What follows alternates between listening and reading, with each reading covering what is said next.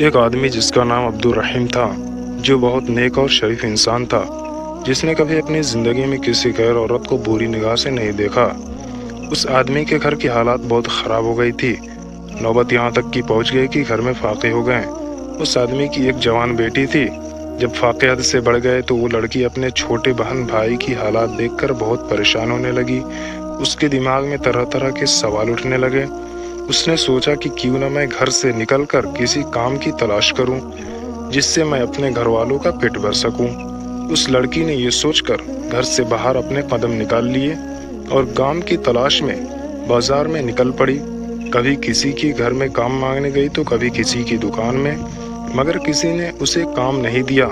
وہ تھک ہار کر اپنے گھر واپس لوٹ آئی۔ کئی دن تک روز وہ ایسے ہی کام کی تلاش میں گھر سے باہر جاتی اور شام کو تھک ہار کے گھر واپس لوٹ آتی۔ جب کہیں بھی اسے کوئی کام نہیں ملا تو وہ لڑکی غلط قدم اٹھانے پر مجبور ہو گئی۔ دل میں ارادہ کر کے گھر سے نکلی کہ آج میں اپنا شریر بیچوں گی اور کچھ کھانا خریدوں گی۔ وہ لڑکی گھر سے باہر جا پہنچی۔ جسم بیچنے لڑکی وہاں گئی اور لوگوں کو اپنی طرف آکرشت کرنا شروع کر دیا۔ وہ لوگوں کو اپنی طرف آکرشت کرنے کی کوشش کرتی رہی، لیکن کسی نے بھی اس پر دھیان نہیں دیا۔ دھیان تو دور، کسی نے اس کی اور نگاہ تک اٹھا کر نہیں دیکھا۔ لوگ آتے اور اس کے اور برا نظر اٹھائے نکل جاتے۔ اسی طرح کھڑے کھڑے لڑکی کو شام ہو گئی۔ وہ پریشان ہو کر گھر کی اور قدم بڑھانے لگی۔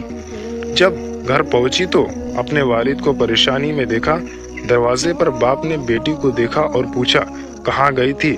لڑکی اپنے والد کی بات سن کر ان کے پیروں میں گر کر رونے لگی اور معافی مانگنے لگی، اور پھر رو رو کر سارا ماجرا بیان کیا۔ ابا حضور، مجھ سے اپنے بھوک سے بلکتے ہوئے بھائی بہن کے حالات نہیں دیکھی گئی اور میں مجبور ہو کر جسم بیچنے گئی تھی، لیکن ایک بھی آدمی نے بھی میرے طرف نظر اٹھا کر نہیں دیکھا۔